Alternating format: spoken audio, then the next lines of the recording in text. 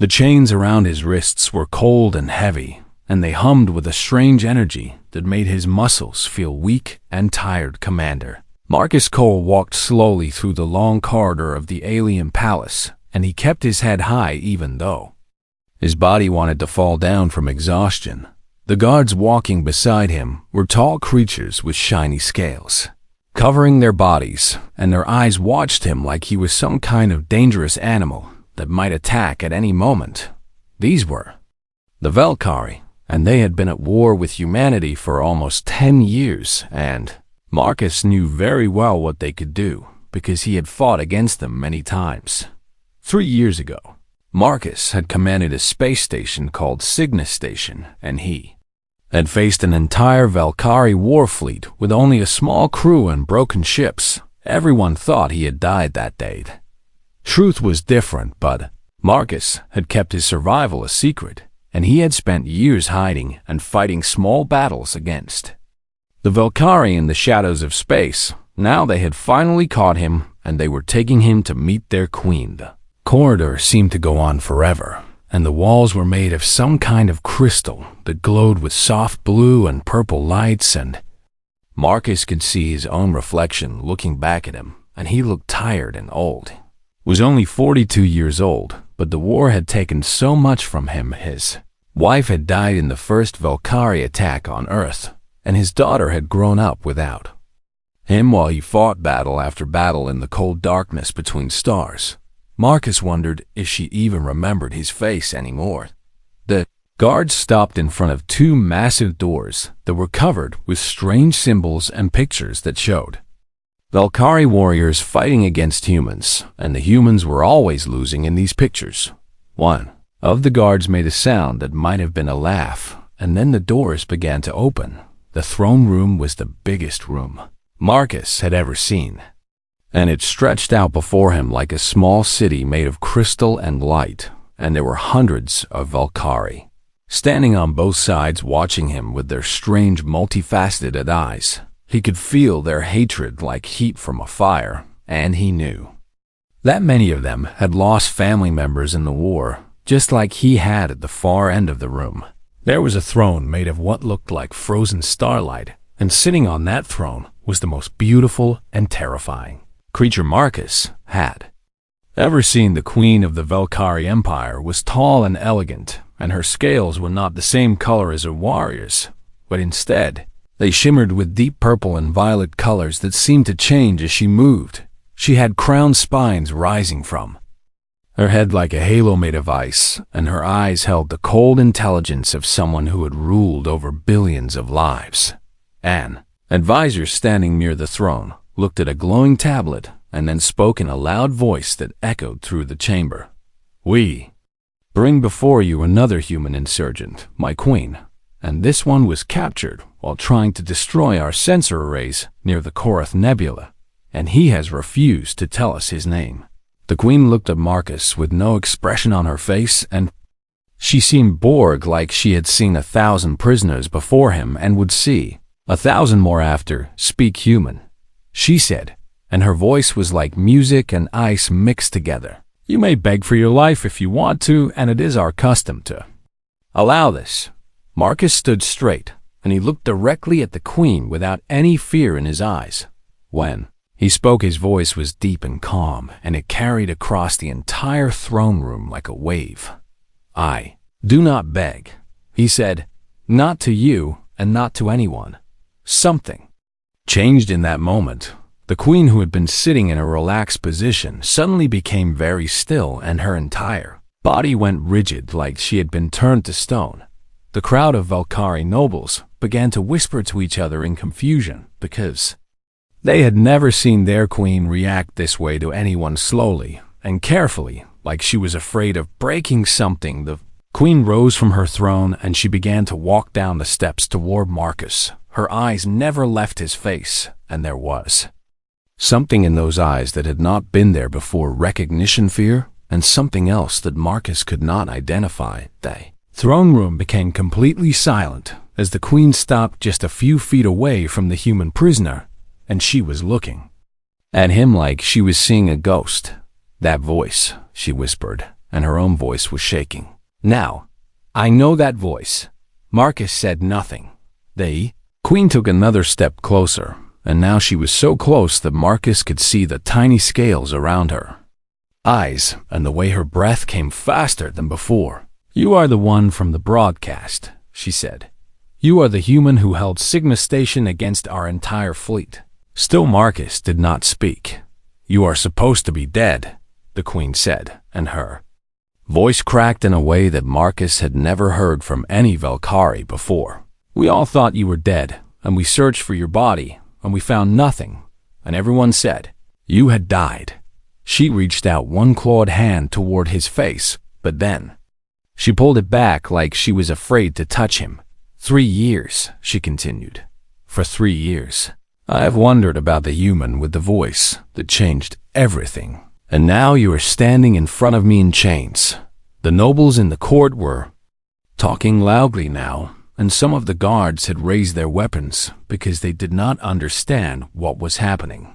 But the Queen ignored all of them, and she just kept staring at Marcus with those strange, beautiful eyes. "How?" she asked. "How are you alive, and why did you come back? And why did you let yourself be captured?" Marcus finally spoke again, and his voice was still calm and steady. "Those are many questions, Your Majesty, and I'm not sure you want the answers." The Queen made a sound. That might have been a laugh or might have been a sob. "I have wanted the answers for 3 years. Commander Marcus Cole," she said, using his name for the first time. "I have wanted to understand how one human voice could do what all your weapons and ships could not do." She turned to face her court, and her voice became hard and commanding again. "Everyone will leave this room immediately, and the guards will wait outside, and I will speak with this prisoner alone." The advisor stepped forward with worry on his face. "My queen, this is not safe, and this human is dangerous, and we cannot allow." "I said now," the Queen shouted, and the power in her voice made everyone in the room move at once. Within minutes, the throne room was empty, except for the Queen and Marcus, and the silence between them felt heavy with history and secrets and things that had never been spoken. The Queen turned back to face him, and now her expression was different and softer and more real than anything Marcus had seen before. "Now, Commander," she said quietly, "you will tell me everything, and you will start by explaining how your voice ended a war." The empty throne room felt different now, without all the nobles and guards watching, and Marcus could finally breathe a little easier. Even though he still did not trust this alien queen, she walked around him slowly, and her tail swept across the polished floor, making soft sounds in the silence, and her eyes never stopped studying him like he was some kind of puzzle she needed to solve. "Commander Marcus Cole," she said, and her voice was thoughtful now. "The ghost of Cygnus they call you among my people, and some call you the voice in the dark, and there are soldiers who speak your name like you are some kind of monster from their nightmares." Marcus watched her carefully as she moved. "I held a station," he said simply. "I gave the civilian ships time to escape, and that is all I did." Queen stopped in front of him, and she laughed, but there was no happiness in the sound. "That is all you did," she repeated. "No, Commander, that is not all you did, and you know it, and I know it, and every Valkyrie who was in that fleet knows it too." She walked to a large window that looked out over the capital city, and the view was beautiful, with towers of crystal reaching toward the purple sky, and ships moving through the air like silver fish swimming through water. "For 16 hours you broadcast on every frequency," she said without looking at him. "Your voice reached every ship in our fleet, and every soldier and every commander, and it reached me in my own chambers, where I was listening to the battle reports." Marcus remembered those 16 hours very well. He remembered the fear and the exhaustion and the pain from his wounds and the knowledge that death was coming for him, and his crew. He remembered making the choice to keep talking, because talking was the only weapon he had left. "You spoke of Earth," the Queen continued, and her voice was softer now. You spoke of blue oceans that stretched from horizon to horizon and green forests that were filled with life, and you spoke of children playing in the sunlight and laughing without any fear. She turned to face him again. You spoke of music and art, and stories that humans told each other, and you spoke of love and family, and the small moments that make life worth living. Marcus felt something tight in his chest as she spoke because he remembered every word he had said during that broadcast. He had talked about his wife and how she used to sing in the kitchen while she cooked dinner, and he had talked about his daughter and how she had been afraid of thunderstorms until he taught her to count the seconds between lightning and thunder. He had shared the most precious parts of his life with the enemy because he wanted them to understand that they were not just fighting soldiers and ships, but real people with real lives. You spoke of mercy, the Queen said, and now she was walking toward him again. You asked us why we were fighting, and you asked us what we hoped to gain, and you asked us if we really wanted to be the kind of people who killed innocent civilians.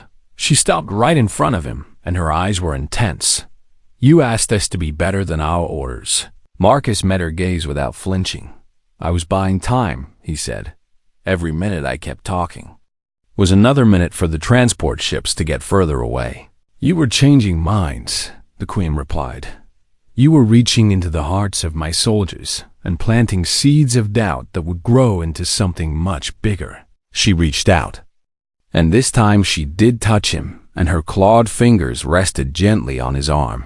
47 ships defected that day, Commander, and 47 captains heard your voice and made the choice not to fire on the civilian transports, and they turned their weapons against their own fleet to protect your people. Marcus had not known this. He had been unconscious by the time the battle ended, and when he woke up months later in a secret human medical facility, no one had told him what happened after his broadcast stopped. What happened to them? He asked, and his voice was rough with emotion. What happened to the 47 captains? The Queen pulled her hand back and she walked to her throne, but she did not sit down. They came to me, she said.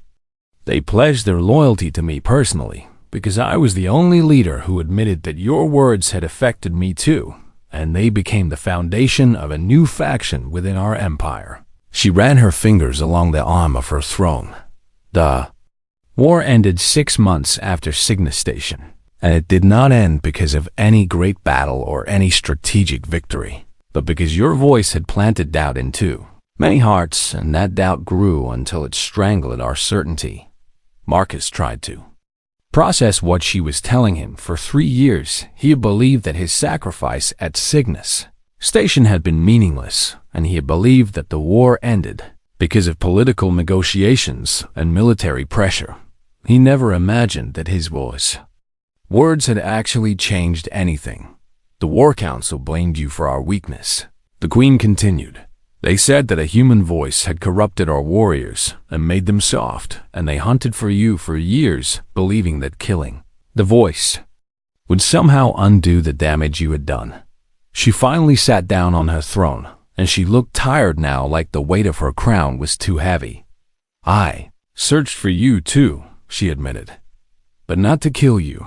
And I searched because I wanted to understand how one person could do what you did, and how words spoken in desperation could change the course of history. Marcus looked at the shackles that had fallen to the floor when the Queen had removed them earlier, and he rubbed his wrists where the metal had pressed against his skin. Why are you telling me all this? He asked. Why does any of this matter now? The Queen leaned forward on her throne. Because the peace is failing, Commander, and the forces that wanted to continue the war never went away, and they have been hiding in the shadows, building their strength and waiting for the right moment to strike. She stood up again and walked to a hidden panel in the wall, and when she touched it, a holographic display appeared showing star maps and fleet movements and secret communications. The War Council still exists, she said. They have been planning something terrible, and they are almost ready to begin. Marcus studied the information on the display, and his military training kicked in as he analyzed the data. He saw hidden bases and weapons stockpiles and communication networks that stretched across the entire empire.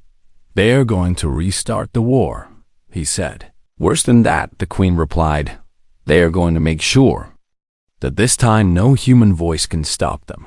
She pointed to a schematic on the display showing some kind of massive device. They call it the Silence Array, and it is designed to jam all human communications across entire star systems, and once they deploy it, your people will not be able to talk to each other, and they will not be able to coordinate their defenses, and they will not be able to inspire anyone. The queen turned to face Marcus, and her expression was desperate. "They want to silence your species forever, Commander, and the only thing that can stop them is the one thing they fear most." Marcus understood what she was asking before she said it. "You want me to speak again?" The queen nodded. "Your voice ended one war, and it might be the only thing that can prevent another one, and I am asking you to do what you did at Cygnus Station, but this time with the power of my throne behind you." She held out her hand to him. "I am asking you to trust me, Commander, and I know that is difficult, because we have been enemies for so long. But I am asking you to believe that some of us remember what we heard that day, and that some of us truly changed." Marcus looked at her hand, and he thought about everything she had told him, and he thought about his daughter back on Earth, and all the other children who would suffer if the war started. Again, he reached out and took the queen's hand. "I have one condition," he said. "Name it. When this is over, you help me find the families of everyone who died at Cygnus Station. And I mean everyone on both sides, and we tell them that their people did not die for nothing." The queen was silent for a long moment, and then she bowed her head in the Valkyrie gesture of deepest respect. "You have my word, Commander Marcus Cole." The days that followed were strange for Marcus, because he went from being a prisoner in chains to being a guest in the royal palace, and sometimes he still woke up in the middle of the night, expecting guards to burst through his door. Queen Ciravel had given him comfortable rooms with windows that looked out over the crystal towers of the capital city, and she had provided him with food and clothes and everything he needed, but more importantly, she had given him information every day she met with him in a secret room deep beneath the palace, and she showed him more details about the War Council and their plans, and every day Marcus became more worried about what he saw. The War Council was led by a general named Kethril, who was old and scarred from many battles, and who had never accepted the peace treaty, and had spent the last 3 years building an army in secret. Kethril was one of my father's most trusted commanders, Ciravel explained as they studied holographic maps. Together, he believes that the Valkyrie are meant to rule the galaxy, and that humans are nothing more than insects to be crushed. Marcus looked at the map showing the location of Kethril's secret fortress, orbiting a dead star far from any normal shipping lanes. "How many ships does he have?" Marcus asked. "At least 200 war vessels and maybe more," Ciravel replied. "He has been stealing resources and recruiting soldiers for years, and many Valkyrie still believe that the war should never have ended." She pointed to another part of the map showing human colonies near the border. "His plan is simple but effective, and he will deploy the Silence Array first to cut off all human communications, and then his fleet will attack your colonies one by one, and your people will not be able to call for help or coordinate their defenses." Marcus studied the tactical situation, and his mind was already working on possible counter-strategies. "When do they plan to attack?" "Our intelligence suggests they will be ready within 2 weeks," Ciravel said. "Maybe sooner if they discover that you are here and that I have been working against them." Marcus walked to the window of the secret room, even though there was no view because they were underground. 2 weeks is not much time to stop an invasion. "No, it is not," Ciravel agreed. "Which is why we cannot fight them with ships and soldiers alone, because even with all the forces loyal to me, we are outnumbered." She came to stand beside him. "We need to fight them the same way you fought at Cygnus Station, and we need to reach the soldiers in Kethral's fleet before the battle begins and remind them of the doubt they felt 3 years ago. Marcus turned to face her. You want me to broadcast again? I want you to do what only you can do.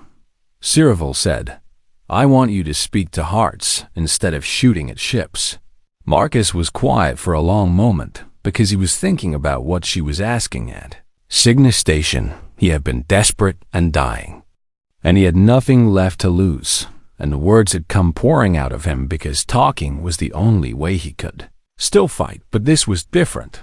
This was planned and calculated, and he was not sure if he could find those same words again when he was not facing death. What if it does not work? He asked. What if they do not listen this time? Cyril smiled, and it was a sad smile that made her look almost human. 3 years ago, I listened to a dying man talk about his home and his family, and the things that made life precious, and those words changed everything I believed about humans. She reached out and touched his shoulder. You did not try to convince us with arguments or logic, and you did not threaten us or make demands, and you just shared your truth, and that truth was powerful enough to shake an empire. Marcus thought about her words, and he thought about his wife, who had always said that honesty was more powerful than any weapon. I am not the same person I was at Cygnus Station, he said quietly. I have lost more since then, and I have become harder, and sometimes I wonder if there is anything soft left inside me. Cyril squeezed his shoulder. I do not believe the commander and the man who asked me to help find the families of fallen soldiers on both sides is not hard, and the man who fights not for revenge, but for the children who will inherit this galaxy is not empty. She let go of his shoulder and walked to a console on the wall. We have been working on a way to break into the War Council's communication network, and when the time is right, we can broadcast your voice to every ship in Kethral's fleet and to every Valkyrie world at the same time. Marcus watched as she pulled up technical schematics, showing the communication system. It will only work once, Cyril continued.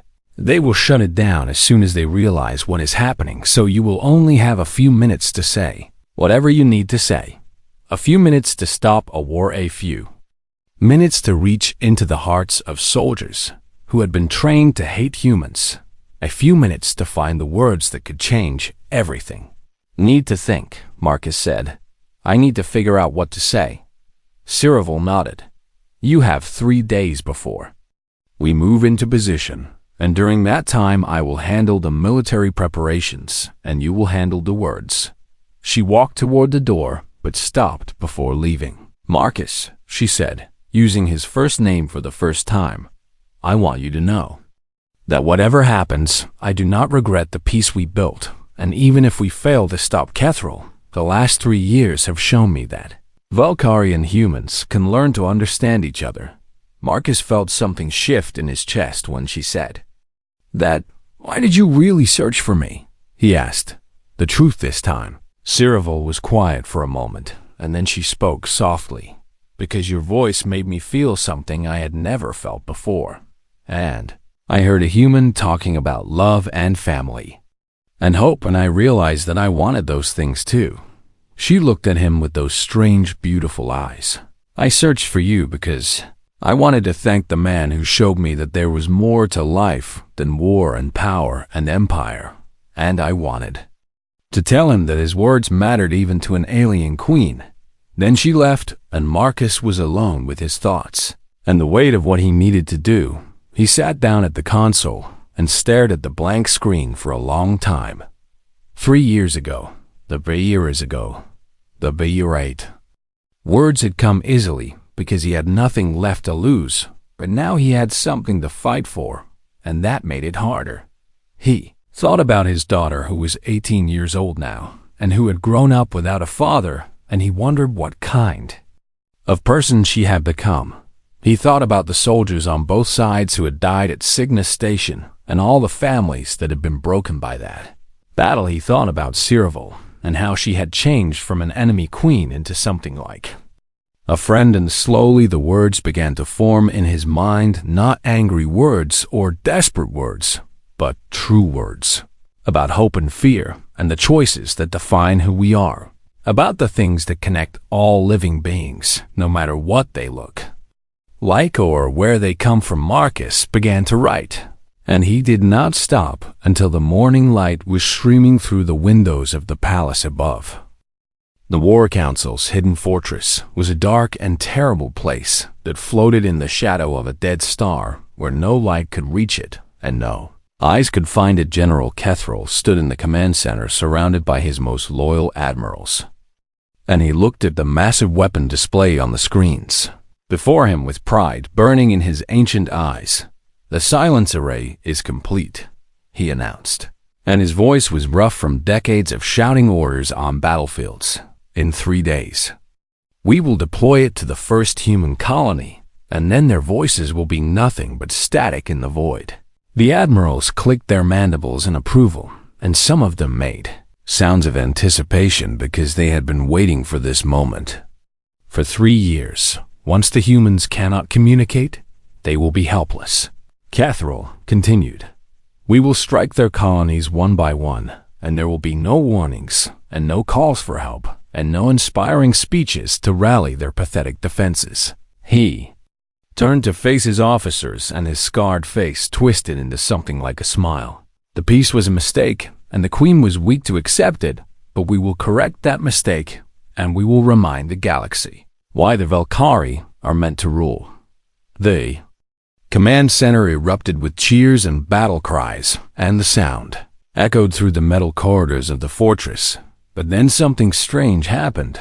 The main display screen flickered once, and then again, and the tactical data was replaced by static. "What is happening?" Kethril demanded. "Fix it immediately." The technicians rushed to their consoles, but before they could do anything, the static cleared, and every screen in the fortress showed the same thing: a human face, and then a human voice spoke, and it filled every corridor and every room and every ship in the War Council's fleet. "This is Commander Marcus Cole of the United Earth Systems." Kethril's blood ran cold because he knew that name, and he knew that voice, and he had spent years trying to find the man who owned them. 3 years ago, I spoke to your fleet at Cygnus Station, and some of you remember what I said, and some of you changed because of it, and now I am speaking again. The general roared for his technicians to cut the signal, but they could not do it because the transmission was coming through every frequency at once, and it was not just reaching the fortress, but every Valkyrie world and every ship in the Empire. Queen Ciravel had opened every channel. "Your leaders want to silence us," Marcus continued, and his voice was calm and steady, just like it had been 3 years ago. "They have built weapons designed to make sure you never hear a human voice again, and I want you to ask yourselves why." In the command center, soldiers stopped what they were doing, and they looked at the screens, and they listened. "What are they afraid of?" Marcus asked. "Why do they fear words more than weapons? And why do they fear communication more than combat?" Kethril grabbed a weapon from one of his guards, and he pointed it at the main screen like he could shoot the voice into silence. "Turn it off," he screamed. Someone turn it off now. But no one moved to obey him because they were all listening to the voice that had haunted their dreams for 3 years. 3 years ago, I told you about Earth, Marcus said. "I told you about my home and my family and the things that made life worth living, and today, I want to tell you about something different." His voice grew stronger and more certain. "I want to tell you about the 47 captains who chose mercy over orders at Cygnus Station. And I want to tell you about the thousands of soldiers who followed them." Across the Empire, Valkyrie stopped what they were doing and gathered around screens and speakers. "Those captains were not traitors," Marcus continued. "They were not weak or corrupted or foolish. And they were the best of you because they listened to their hearts instead of their orders." In the fortress, some of the younger soldiers were lowering their weapons and looking at each other with uncertain expressions. "They proved something that day," Marcus said. They proved that we can reach each other across the void between our species. And they proved that understanding is possible, even between enemies. Kethril was still screaming orders, but his voice was lost in the sound of Marcus speaking. Your war council wants to restart the war because they are afraid, and they are afraid. Because they know that words can do what weapons cannot. Marcus paused, and when he spoke again, his voice was full of emotion. Words can change hearts, and changed hearts can change the future, and that is more powerful than any fleet or any army. On ships throughout the War Council's fleet, soldiers were standing still and listening, and many of them were remembering the broadcast from Cygnus Station. I am not asking you to betray your people, Marcus said. I am asking you to be your people at their best, and I am asking you to remember that you have a choice. Kethril finally managed to shoot the main screen, and it exploded in a shower of sparks, but the voice kept coming from every other screen and every speaker and every communication device in the fortress. You can choose to follow orders that will lead to more death and more suffering and more generations of hatred. Or you can choose something different. The general turned to his admirals and pointed at them with fury in his eyes. Arrest anyone who stops working, he commanded. We will launch the attack now before this gets any worse. But the admirals did not move. Did you hear me? Kethril shouted. I gave you an order. One of the admirals, a female with silver scales, spoke quietly. I was at Cygnus Station, General, and I heard his voice then, and I have never forgotten it. So what? Kethril snarled. So I think it is time to make a different choice. She drew her weapon and pointed it at Kethril and around the command center. Other officers did the same. The general looked around at his collapsing coup with disbelief on his scarred face. You cannot do this, he said. I have been planning this for years. And a human undid it with words, the Silver Admiral replied. That should tell you something, General. Marcus's voice continued to fill the fortress, even as soldiers began arresting their own commanders. The voice your leaders wanted to silence is not just mine, Marcus said. It is the voice of everyone who ever chose understanding over fear and connection over isolation. In the command center, Kethril was surrounded by soldiers who had served him for years, but who now looked at him like he was the enemy. That voice does not need technology to survive. Marcus continued. It lives in the memory of everyone who ever listened and everyone who ever changed, and it will keep speaking as long as there are beings in this galaxy who believe that we can do better. The Silver Admiral stepped forward and took the weapon from Kethril's hand. The war is over, General, she said. It was over 3 years ago, and you just would not accept it. Marcus spoke one last time, and his voice was gentle now. I do not know if you can hear me, General Kethril, but I want you to know that I forgive you, and I forgive you because holding on to hate is no way to live, and because the only way forward is together. The transmission ended, and silence fell over the fortress, but it was a different kind of silence than before. It was the silence of soldiers choosing not to fight, and the silence of hearts opening to new possibilities, and the silence of a war that would not happen because words had proven stronger than weapons. The Silver Admiral looked at the screens, showing ships throughout the fleet standing down, and she allowed herself a small smile. Send a message to Queen Serval, she said. Tell her the voice has spoken again, and tell her we are ready to listen. 1 year had passed since the day Marcus Cole's voice had stopped a war for the second time, and the galaxy was different now in ways that no one could have predicted. Marcus stood in a garden that existed on a small moon orbiting a neutral star. And this garden was unlike anything that ever been built before. Trees from Earth grew beside crystal plants from the Valkyrie homeworld, and their roots had become tangled together beneath the soil in ways that made it impossible to tell where one species ended and the other began. Water from human fountains flowed into pools that reflected the light of Valkyrie sound sculptures, and the combination created something beautiful and strange and entirely new. This was the memorial of Cygnus. and it had been built to honor everyone who had died at that famous battle, regardless of which side they had fought on. Marcus walked along the paths between the monuments, and he read the names carved into the stone, and he felt the weight of all those lives pressing down on him. There were human names like Sarah Chun and Michael, Okonkwo and James Park, and there were Valkyrie names like Kethra of the Silver Fleet and Sarah the Young and Velter of the Third Wings. So many names, so many stories that would never be told, so many futures that would never happen.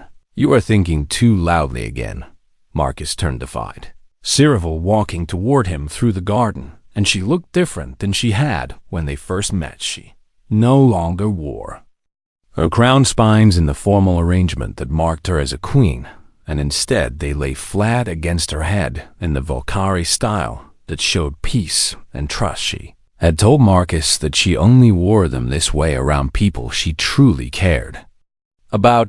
I am thinking about voices, Marcus said. I am thinking about how much one voice can matter. Cyril came to stand beside him, and together they looked at the wall of names. Your voice saved my empire from destroying itself, she said. I would say it mattered quite a lot. Marcus shook his head. That is the thing, though, and it was not just my voice, and I realized it now. He turned to face her. I just talked, and I just shared what was in my heart, and what made the difference was all the people who chose to listen and all the people who chose to let my words change them. He gestured at the garden around them.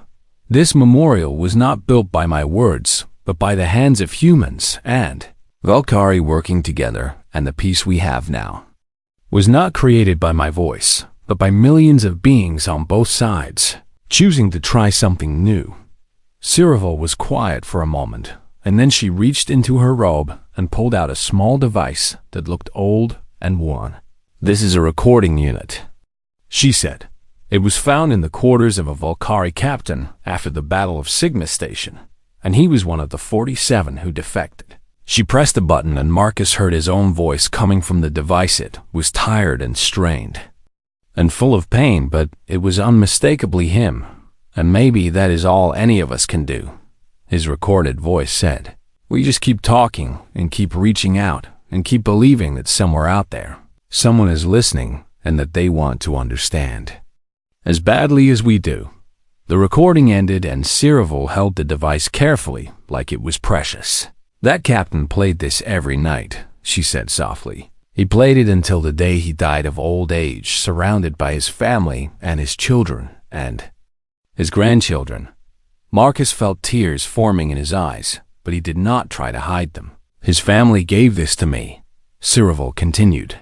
They said that their father always wanted the man who spoke these words to know that they mattered, and that they changed his entire life. She placed the device in Marcus's hands. You gave him hope, Commander, and hope is the most powerful thing in the universe. Marcus looked at the small device, and he thought about all the people who had heard his words, and all the lives that had been touched by something he said in desperation on a dying space station. There is something I never told you, he said quietly. Cyril tilted her head in the Valkyrie gesture of curiosity. My daughter came to see me last month, Marcus said. I had not seen her in almost 4 years, and I was afraid that she would hate me for being gone so long. He smiled at the memory, but she told me that she had listened to my broadcast from Sigma Station, and she said it helped her understand why I had to fight and why I could not come home. His voice broke slightly. She said she was proud of me. Cyril reached out and placed her hand on his arm. Family is precious, she said. On both our worlds.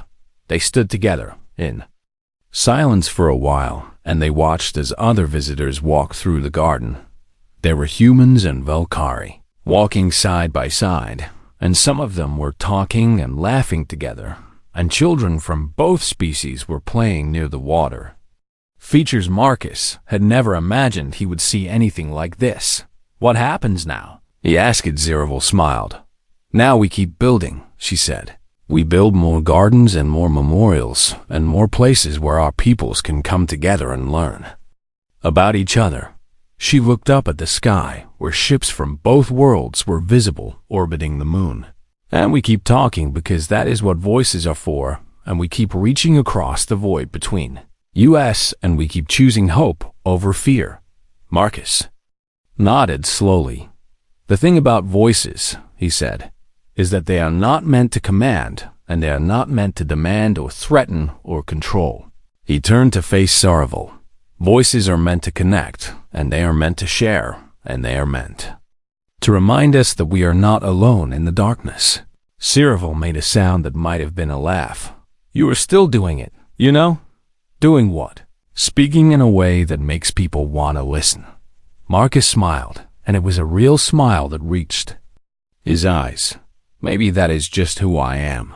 Around them the garden hummed with life, and the sounds of two species learning to exist together filled the air somewhere. A child laughed, and somewhere else a Valkyrie sang an ancient song, and the two sounds blended together into something new and beautiful. Marcus looked at the memorial wall one last time, and he read the names of the fallen, and he made a silent promise to them. Their sacrifice would not be forgotten. Their stories would be told, and peace they had died for would be protected by everyone who remembered what happened when one voice reached across the void and found another voice reaching back. The war was over, but the conversation was just beginning, and that was exactly how it should be, because in the end, the most powerful weapon humanity ever created was not a ship or a bomb or a fleet. It was the simple, stubborn, beautiful belief that words could bridge any gap, and that understanding was always possible if beings were willing to listen. Marcus Cole had spoken into the darkness, and the darkness had answered, and the answer was hope. The end.